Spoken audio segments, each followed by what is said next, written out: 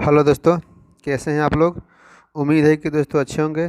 चलिए दोस्तों, आज हम लोग फिर देखते हैं इम्पोर्टेंट पॉइंट्स पॉलिटी का। चलिए, पहला प्रश्न है दोस्तों, संविधान में किस अनुच्छेद के तहत राज्यों की विधानसभाओं में अनुसूचित जाति तथा अनुसूचित जनजाति के लिए स्थानों का आरक्षण दिया गया है।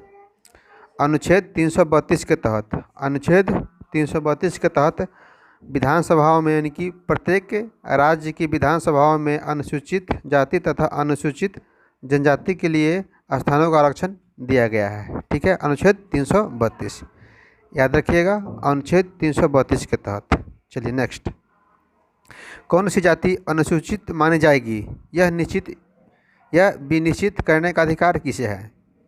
कोई जाति अनुसूचित मानी जाएगी, यह कौन निश्चित करेगा? राष्ट्रपति। राष्ट्रपति को अधिकार है कोई जाति अनुसूचित जाति मानी जाएगी राष्ट्रपति के अनुसार। किसी राज्य विशेष के संदर्भ में किसी जाति को अनुसूचित जाति घोषित करने की शक्ति राष्ट्रपति को किस अनुच्छेद के तहत प्रदान किया गया? अनुच्छेद 341 के तहत, अनुच्छेद 341 के तहत किसी राज्य विशेष के संदर्भ में किसी जाति को अनुसूचित जाति घोषित करने की शक्ति राष्ट्रपति को किस अनुच्छेद के तहत? 341 के तहत। दोस्तों, बिहार पुलिस, बिहार दरोगा, बीपीएससी के रिगार्डिंग दोस्तों ये क्लास चल रहा है आपको वन लाइनर पॉलिटी का, आप इसे ज़रूर ध्यान से पढ़ेंगे। चलिए नेक्स्ट है दोस्तों, राष्ट्रपति किस अनुच्छेद के तहत किसी जाति को अनुसूचित जनजाति की सूची में शामिल कर सकता है? किसी जाति को अनुसूचित जनजाति की सूची में शामिल कर सकता है अनुच्छेद 342 के तहत। इससे पहले क्या बताया था दोस्तों? अनुच्छेद 341 के तहत किसी विशेष राज्य के लिए अनुसूचित जाति घोषित करने की शक्ति राष्ट्रपति को है। ठीक है, चलिए नेक्स्ट, संविधान के किस अनुच्छेद के तहत अनुसूचित जनजातियों के लिए राष्ट्रीय आयोग का प्रावधान किया गया है? तो अनुच्छेद 338 का ए क्या है, बोलो दोस्तों? संविधान के किस अनुच्छेद के तहत अनुसूचित जनजातियों के लिए राष्ट्रीय आयोग का प्रावधान किया गया है? अनुच्छेद 338 के ए याद रखिएगा दोस्तों। नेक्स्ट देखते हैं हम लोग, किस संविधान संशोधन द्वारा अनुसूचित जाति तथा अनुसूचित जनजातियों के किस संविधान संशोधन द्वारा अनुसूचित जाति एवं अनुसूचित जनजाति के लिए पृथक यानी कि अलग अलग राष्ट्रीय आयोग गठित करने का प्रावधान किया गया है? 89वां यानी कि 89वां संविधान संशोधन 2003 के द्वारा अधिकार है कि संविधान संशोधन द्वारा तो 89वां संविधान संशोधन 2003 के तहत अनुसूचित जाति अनुसूचित जनजाति के लिए अलग अलग राष्ट्रीय आयोग गठित करने का अधिकार है। चलिए दोस्तों नेक्स्ट देखते हैं, राष्ट्रपति लोकसभा में कितने आंग्ल भारतीय सदस्यों को मनोनीत कर सकता है? राष्ट्रपति लोकसभा में 2, राष्ट्रपति लोकसभा में 2 आंग्ल भारतीय सदस्यों को मनोनीत कर सकता है अनुच्छेद 331 के तहत। 2 सदस्य अनुच्छेद 331 के तहत याद रखिएगा दोस्तों। लेकिन दोस्तों, राज्यसभा में अगर करना हो मनोनीत तो कितने सदस्यों का मनोनयन किया जाता है? आप इसका आंसर कमेंट बॉक्स में करेंगे दोस्तों। चलिए आगे देखते हैं, राज्य विधानसभा में एक आंग्ल भारतीय सदस्यों को कौन मनोनीत करता है? राज्य विधानसभा में राज्यपाल। अगर राज्य के सदर में आए तो राज्यपाल एक आंग्ल भारतीय सदस्यों को मनोनीत करता है विधानसभा में। केंद्र में लोकसभा, राज्य में विधानसभा। ठीक है, याद रखिएगा दोस्तों। तो अनुच्छेद 333 के तहत राज्यपाल। ठीक है दोस्तों, अनुच्छेद 333 के तहत राज्यपाल राज्य में एक आंग्ल भारतीय सदस्यों को मनोनीत करता है। यहाँ दोस्तों करता था। ठीक है, याद रखिएगा। भारत के किस केंद्र शासित प्रदेश का उपराज्यपाल विधानसभा में 2 महिला सदस्यों को मनोनीत करता है? जम्मू कश्मीर। पहले दोस्त जम्मू कश्मीर राज्य के रूप में था, अब केंद्र शासित प्रदेश के रूप में हो गया है, यानी कि लद्दाख और जम्मू कश्मीर अलग अलग 2 केंद्र शासित प्रदेश बन गए हैं। तो 8 केंद्र शासित प्रदेश है और 28 राज्य है, याद रखिएगा। तो भारत के किस केंद्र शासित प्रदेश का उपराज्यपाल विधानसभा में 2 महिला सदस्यों को मनोनीत करता है? जम्मू कश्मीर। दोस्तों आपको बता दूं, राज्य विधानसभा में एक आंग्ल भारतीय सदस्यों को मनोनीत करता था, याद रखिएगा, पहले होता था, अब नहीं है। तो अनुच्छेद 333 के तहत। चलिए आगे देखते हैं। राष्ट्रपति भी अब लोकसभा में मनोनयन नहीं कर सकते हैं दोस्तों, मनोनीत नहीं कर सकते हैं, ये भी नहीं है, पहले था अब नहीं है।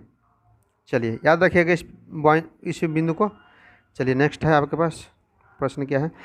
किन राज्यों में जनजातियों के कल्याण के लिए एक मंत्री का प्रावधान किया गया है? दोस्तों देखिए यहाँ है, किन राज्यों में, यानी कि 28 राज्य में से किस राज्यों में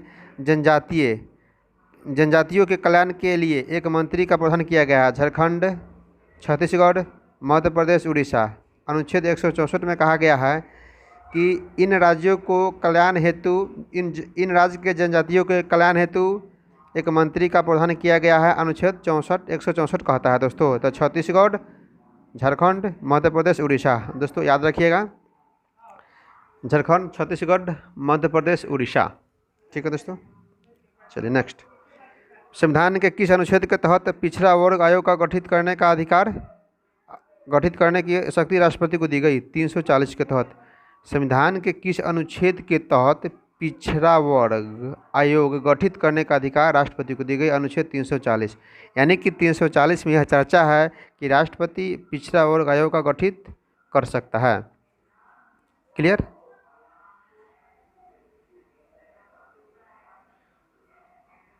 काका कलेलकर आयोग का गठन कब किया गया? जनवरी 1953 में। काका कलेलकर आयोग का गठन कब किया गया? जनवरी 1953 में। प्रथम पिछड़ा वर्ग आयोग किसकी अध्यक्षता में गठित किया गया था? काका कलेलकर की अध्यक्षता में। पिछड़ा वर्ग आयोग की गठित किस अध्यक्षता में? काका कलेलकर, याद रखिए दोस्तों, काका कलेलकर की अध्यक्षता में पिछड़ा वर्ग आयोग की अध्यक्षता गठित की गई थी। किसकी अध्यक्षता में? काका कलेलकर की अध्यक्षता में पिछड़ा वर्ग आयोग की पिछड़ा वर्ग आयोग गठित किया गया था। ठीक है दोस्तों, प्रश्न बन सकता है कि किसकी अध्यक्षता में पिछड़ा वर्ग आयोग गठित किया गया? तो काका कलेलकर की अध्यक्षता में। क्लियर? चलिए, 1 जनवरी 1979 में द्वितीय पिछड़ा वर्ग आयोग यानी मंडल आयोग किसकी अध्यक्षता में गठित किया गया था? 1 जनवरी 1979 में। 1 जनवरी 1979 में द्वितीय पिछड़ा वर्ग आयोग किसकी अध्यक्षता में गठित किया गया था? तो बीपी मंडल बोलिए, इनका पूरा नाम है बिंदेश्वरी प्रसाद मंडल। बिंदेश्वरी प्रसाद मंडल। दोस्तों ये ऑनलाइन क्वेश्चन है, बहुत ही बेस्ट है दोस्तों, आप इसे अच्छा से रिवीजन कर लीजिएगा, ठीक है, ताकि कन्फ्यूजन ना रहे। चलिए आगे देखते हैं। आगे दोस्तों, पिछड़े वर्गों के लिए केंद्र सरकार की नौकरियों में 27% आरक्षण संबंधी प्रावधान की सिफारिश किस आयोग ने दी थी? किस आयोग ने किया था? बीपी मंडल, यानी कि बिंदेश्वरी प्रसाद मंडल ने पिछड़े वर्गों के लिए केंद्र सरकार की नौकरियों में 27% आरक्षण देने का सिफारिश किया था बीपी मंडल आयोग ने। याद रखिएगा दोस्तों, यानी कि 27% आरक्षण संबंधी प्रावधान किस आयोग ने दिया था? बीपी मंडल ने। याद रखिएगा। राष्ट्रपति द्वारा निर्दिष्ट अनुसूचित जाति या अनुसूचित जनजाति की सूची में किसे परिवर्तित करने की शक्ति है? राष्ट्रपति द्वारा निर्दिष्ट अनुसूचित जाति या अनुसूचित जनजाति की सूची में किसे परिवर्तन करने की शक्ति है? संसद को। ठीक है। राष्ट्रीय पिछड़ा वर्ग आयोग की स्थापना कब हुआ था? 1993 में। राष्ट्रीय पिछड़ा वर्ग आयोग की स्थापना हुआ था 1993 में। राष्ट्रीय पिछड़ा वर्ग आयोग की स्थापना हुआ था 1993 में। ठीक है दोस्तों अगर हम बात करें कुछ प्रश्नों को तो दोस्तों ध्यान सुनिएगा। भारत की प्रथम महिला मुख्य निर्वाचन आयुक्त कौन थी? आपको कमेंट बॉक्स में करना है, भारत की प्रथम महिला मुख्य निर्वाचन आयुक्त कौन थी? ठीक है। दूसरा है, भारत में मतदान के लिए प्रयोग किए जाने वाली मशीन वीवीपैट यानी कि वीवीपीएटी का संस्करण क्या है? दोस्तों इसका आंसर आप लोग बताइएगा। फिर से प्रश्न सुनिएगा। भारत